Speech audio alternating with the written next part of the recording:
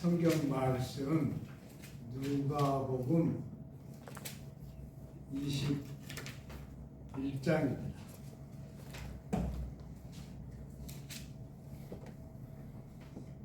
누가복음 21장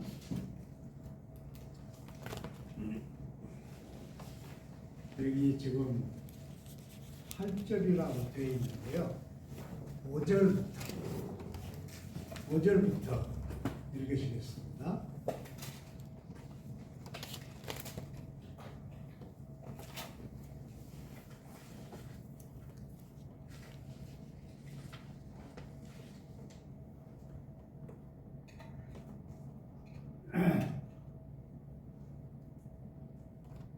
함께 읽으시겠습니다.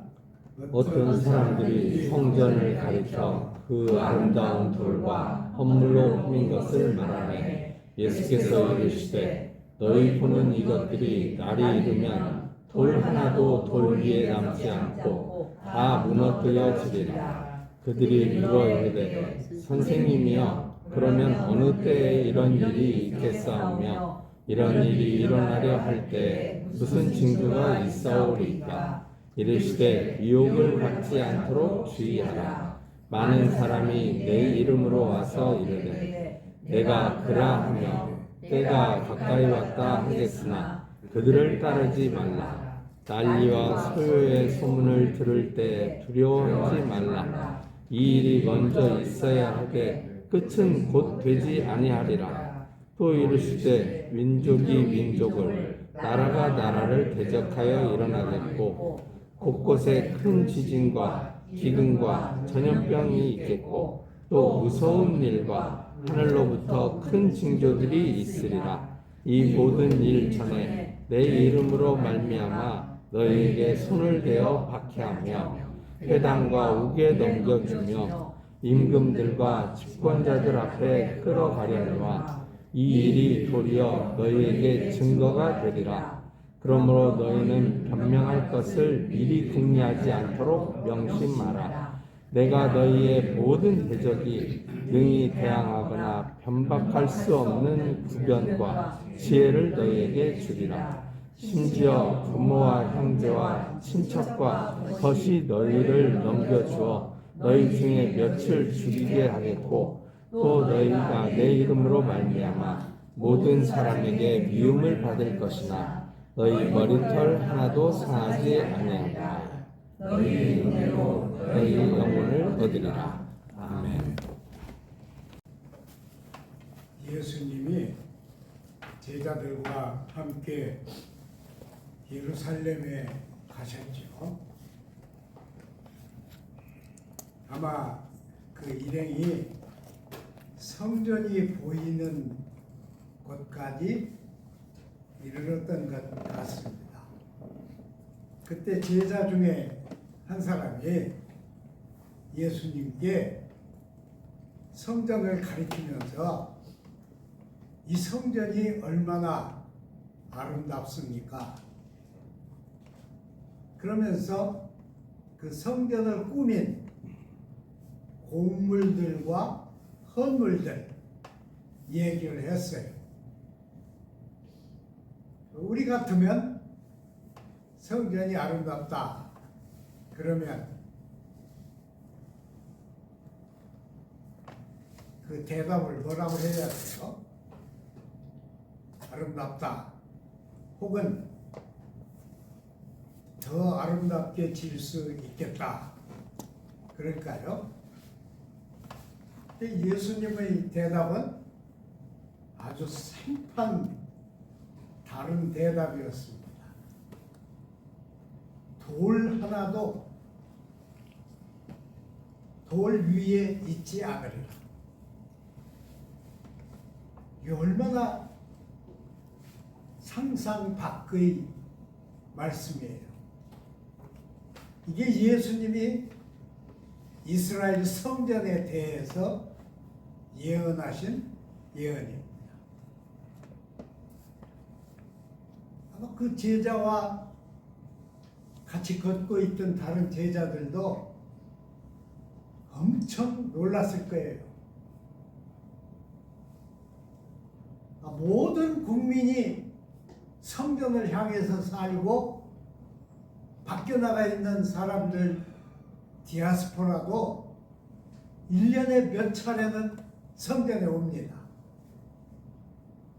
그러면 외국에서 성전에 온 사람들 성전에 이를 때 그 감정이 어떠하겠어요? 그런데 바로 그 성전을 돌 하나도 돌 위에 있지 않을 것이다.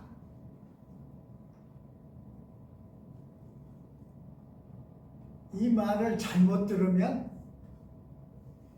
성전 모독을 하는 말씀이 되고, 더 잘못 이해를 하면 하나님을 모독하는 말이 될 것입니다. 그런데 주님은 분명하게 그렇게 말했어요. 돌 하나도 돌 위에 있지 않으리라. 이때 이 성전은 솔로몬이 지은 성전이 아닙니다. 솔로몬이 지은 성전은 없어졌고, 그 다음에 바벨론에 유수되어 있다가 돌아와서 느헤미야와 에스라가 다시 지은 성전이 두 번째 성전입니다. 그 성전도 파괴되었고, 그 후에 헤롯 왕이 이스라엘 분봉왕이 되어가지고 이 백성을 자기 수하에 넣으려면 모든 백성이 바라고 원하는 성전을 지어줘야겠다. 그래서 새로 지은 대리석 성전입니다. 그러니까 로마 시대 세계 제1의 대리석 석공들을 데려다가 지은 대리석 성전입니다. 그 성전 돌 하나도 돌 위에 있지 않으리라. 그러면 예수님이 이 성전을 모독하면 자기 생존이 위협을 받으리라 몰랐겠는가? 알았지요. 알고 있었습니다. 그래도 예수님만큼 성전을 제대로 본 사람이 없었습니다. 그때 그 성전, 종교 지도자들이 권력을 독차지하고 모든 거짓말을 하나님의 이름에 묶어 백성을 고난당하게 하는 그 성전이었어요.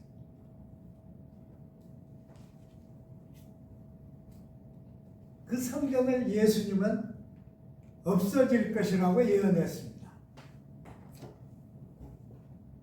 기가 막히죠?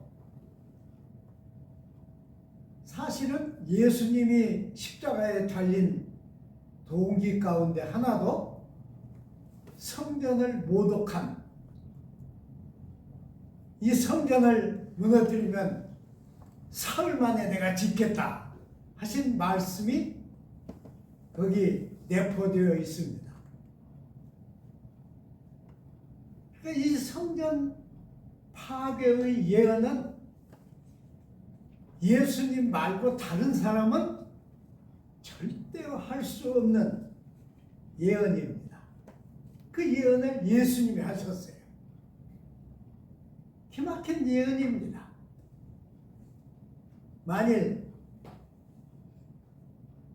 어떤 시골에 있는 목사님이 서울에 가셔가지고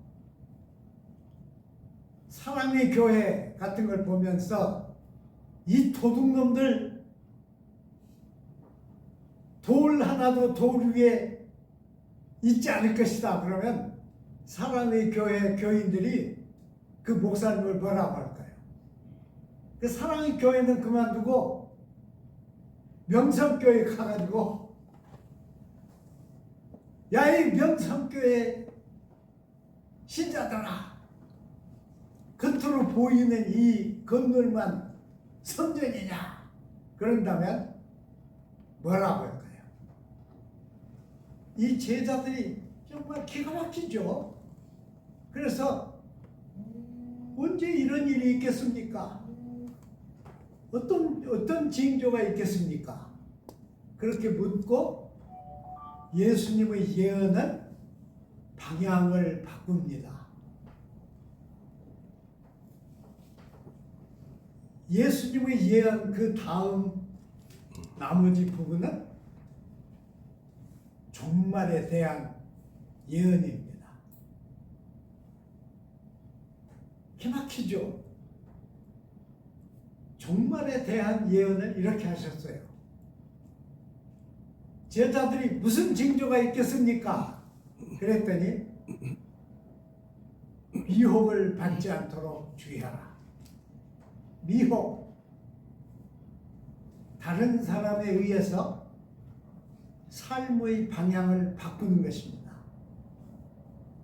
탐욕에 의해서 자기 주견을 바꾸는 것입니다. 미혹을 당하지 않도록 주의하라. 그리고 그때 온 백성들은 이미 성전 세력에게 미혹을 당하고 있었습니다. 몰라요. 미혹을 당하면서도 전혀 모릅니다. 그래서 백성들은 안식일 예배에 참여하고 헌금하고 또 외국에서 온 모든 사람들은 외국에 있을 때 드리지 못한 헌금을 이스라엘 돈으로 바꾸어서 그 자리에서 드리고 그랬습니다. 예수님도 이렇게 성전을 고약하게 말씀하신 것은 별로 많지 않습니다. 이건 마지막 때 예수님이 마지막 예루살렘을 방문하시면서 하신 말씀입니다. 미혹을 받지 않도록 주의하라. 그때 사람들이 일어나서 내 이름으로 말할 것이다. 내가 그다. 그럴 것이다. 그러니까 내가 메시아다. 그러니까 메시아니즘이 활개를 칠 것이다. 이런 얘기죠. 온 세상에 메시아니즘이 활개를 칠 때 그때가 에스카톤이다. 그런 말씀이에요. 그리고로 종말을 에스카톤이라고 합니다. 에스카톤. 그래서 그 종말에 대한 이야기를 에스카톨로지라고 합니다. 에스카톨로지. 이건 그리고예요. 그리고에서 온 말이에요. 그러니까 종말론입니다. 예수님이 마지막 예루살렘을 방문하시면서 제자들에게 이 무서운 종말 얘기를 하시는 거예요. 우리는 그렇게 안 생각합니다. 우리는 지금도 그렇게 안 생각해요. 왜냐하면 사람은 어느 시점에 태어나서 일정한 기간 살고 다 없어지지 않아요. 없어져요. 그러니까 개인들은 태어나고 없어지고 계속되겠지만은 세상은 그렇게 항상 갈 것이다. 이게 사람들 생각입니다. 우리도 그래요. 저도 그럽니다. 여러분도 안 그러세요? 세상은 항상 그대로 갈 것이다. 이렇게 생각하는 거예요. 그런데 예수님은 달랐습니다. 미혹을 받지 않게 주의해라. 미혹하는 자들이 일어서면 종말이 다가온다 하신 거예요.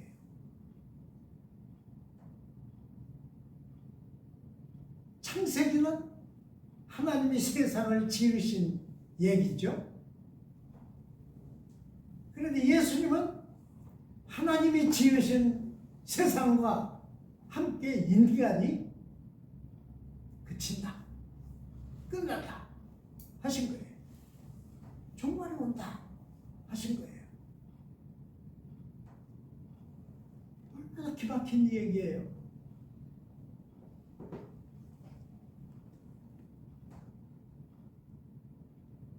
종말이 올 거다. 그런데 너희는 염려하지 마라 그러셨습니다.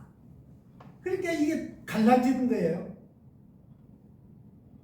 모두가 종말이 오는 게 아니고 한쪽은 종말이 온다. 그런데 너희는 염려하지 마라. 무슨 말을 할까도 염려하지 마라. 미리 말할 걸 궁리하지도 마라. 그러니까 무슨 얘기예요? 너희는 어쩌다는 거예요? 너희는 내 안에 있다 그 말씀이에요. 너희는 그리스도 안에 있다. 너희는 메시아 안에 있다. 그런지 세상이 뒤집어져도 너희는 염려하지 마라 그러신 것입니다. 그러니까 이 예수님의 예언에는 두 면이 있어요. 한 면은 에스카톤입니다. 끝난다. 끝이 온다. 성전만 아니라 모든 것이 끝난다. 그러나 너희는 염려하지 마라 그러신 거예요. 기막히지 않아요? 모든 것이 다 없어지는데 너희는 어떻다는 거예요? 너희는 없어지지 않는다 그 말씀 아니에요? 너희는 염려하지 마라. 그 말씀 뒤에는 내가 보낼 파라크레토스가 너희와 함께 계실 것이다. 내가 보낸 성령이 너희와 함께 계실 것이다. 그러니 너희는 염려하지 마라 그러신 겁니다. 야, 이렇게 예수님이 말씀하셨는데 세상 역사 속에서는 교회도 종말이 오리라고 생각 안 했습니다. 그래서 이 예수님의 종말 예언은 감춰졌어요. 어디론가 없어졌어요. 그리고 교회 생활이 세상에서 이어졌습니다. 그러니까 이 세상에서 교회를 지도한 지도자들마저도 미혹의 세력이 되었습니다. 교인들을 미혹했어요. 잘못 인도했어요. 그래서 겉으로 교회는 번성하고 신자들은 힘 있는데 하나님의 나라는 숨겨졌죠.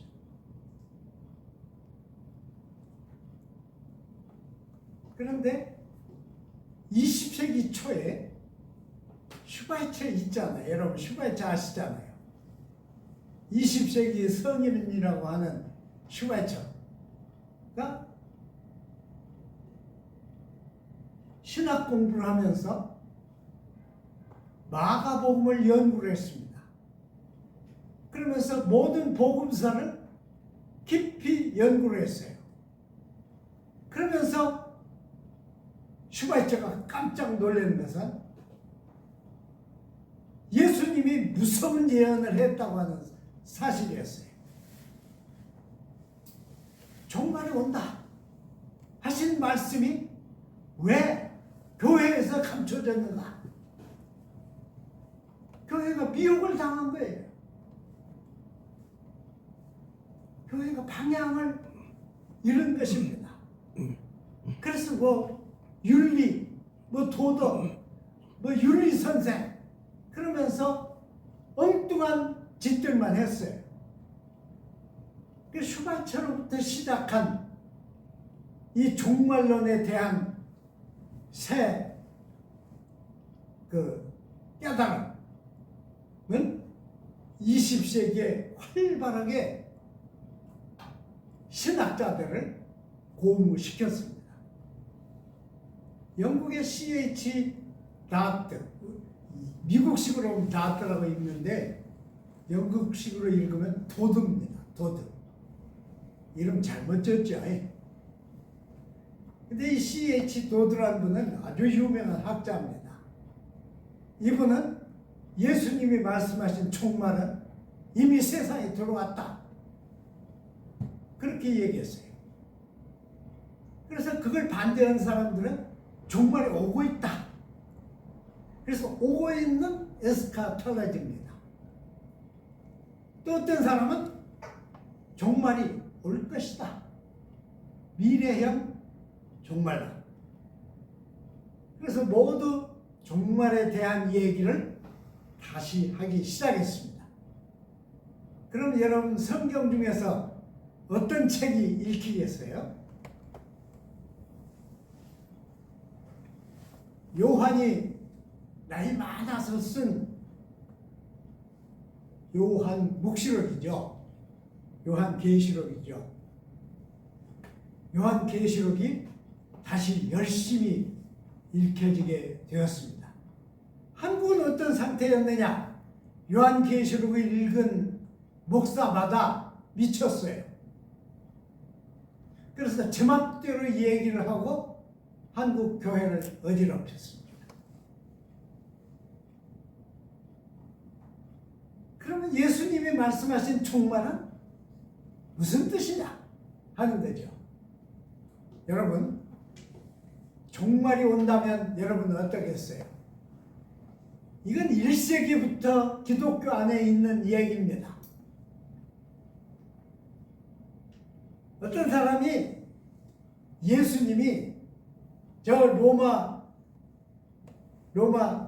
식민지 어느 곳에 예수님이 언제 오신다 그렇게 선언을 했어요. 그런데 유명한 터툴리안이라는 사람까지도 그 선언에 동참했어요. 그러니까 기독교 안에 뭐가 일어났겠어요? 모두 재산을 팔았어요. 이 재산이 무슨 필요가 있느냐? 팔아서 그곳에 갈 여비만 남기고 전부 가난한 사람들에게 나눠주었습니다. 근데 그건 여러 번 있었어요. 우리 기독교 역사 가운데. 그럼 종말이 언제 오냐? 예수님은 아주 은밀한 말씀을 하셨어요. 나도 모른다. 그 시기와 때는 나도 모른다. 누구만 아는 거예요? 하나님 아버지만 아신다. 그렇게 했어요. 그러면서도 예수님은 이 종말 예언을 이렇게 했습니다. 공관복음서에 있는 종말 예언은 각각 다릅니다. 조금씩 달라요. 그러나 예수님이 하신 말씀은 꼭 같습니다. 그러면 종말에 사는 신자들의 삶은 뭐냐 하는 질문이에요. 그럼 종말이 오니까 우리도 그냥 끝나냐? 아닙니다. 이 20세기의 종말론을 연구한 학자들은 결론이 어디로 갔느냐? 종말은 온다. 시기는 모른다. 그러면 종말을 이고 사는 신자는 어떻게 사느냐? 종말의 선취입니다. 종말 이후에 남은 사람으로서 살아가는 거예요. 종말 이후까지 남은 사람으로서 살라. 그건 무슨 말이에요? 신자는 이미 죽은 사람들이에요. 바울이 그랬잖아요. 너희는 그리스도 앞하여 이미 십자가에 못 박혔고 그리스도 그리스도의 부활과 연합해서 새로 난 자들이다. 예수님도 그랬잖아요. 예수님도 새로 나지 아니하면 너희는 아무것도 아니다 그랬어요. 그러니까 우리는 이미 죽음을 맛본 사람들입니다. 죽음을 거쳐온 사람들이에요. 그냥 몸만 죽음을 거쳐온 게 아니고 우리 영혼이 죽음을 거쳐왔어요. 그래서 신자들은 사실은 죽음에 대해서 두려움이 별로 없습니다. 똑같이 죽는데 왜 미리 두려워해요? 그래서 20세기의 학자들이 말하는 것은 종말의 선취, 종말 다음에 있는 삶을 종말 직전에 있는 우리가 끌어오는 거예요. 여기로 끌어와요. 그래서 그리스도의 죽음과 부활을 이미 맛본 사람답게 사는 것입니다. 그게 뭐예요? 그게 종말론적 삶입니다. 에스카톨로지컬 라이프. 종말론적 삶이라는 게 종말이 오니까 우리 그냥 마음대로 살자가 아니에요. 종말 이후에 살아남을 사람들이 누구냐? 종말이 오지만은 너희는 염려하지 말라 그러셨잖아요. 주님이 친히. 염려할 일이 아니에요. 우리는 종말을 선취해서 종말 이후에 살아남은 자처럼 사는 것입니다. 저희에게 이 말씀을 가르치신 목사님은 물론 신학자였는데 그때는 어려운 시기였기 때문에 그냥 만약 이 말씀을 가르칠 때 입고 온 옷은 여기가 다 떨어졌어요. 여러분, 지금 우리가 겨울옷, 여름옷 나누어서 입지만은 그때는 겨울옷, 여름옷 구별이 없었습니다. 근데 그냥 만약 입고 온 옷은 이게 다 떨어져서 안에 들어있는 하얀 게 다 나왔어. 그래서 우리가 종말론적인 삶을 뭐라고 그랬는가 그러면 저 교수님이 입은 옷과 같은 삶이다 그랬습니다. 다른 사람은 다 벗어 던져야 하는데 그냥 나는 그걸 입고 하나도 부끄러움이 없어. 그냥 나는 다만 자기가 믿는 이 종말론적인 삶에 대한 얘기를 정말 최선을 다해서 열정을 다해서 가르쳤습니다. 기독교는 뭐냐?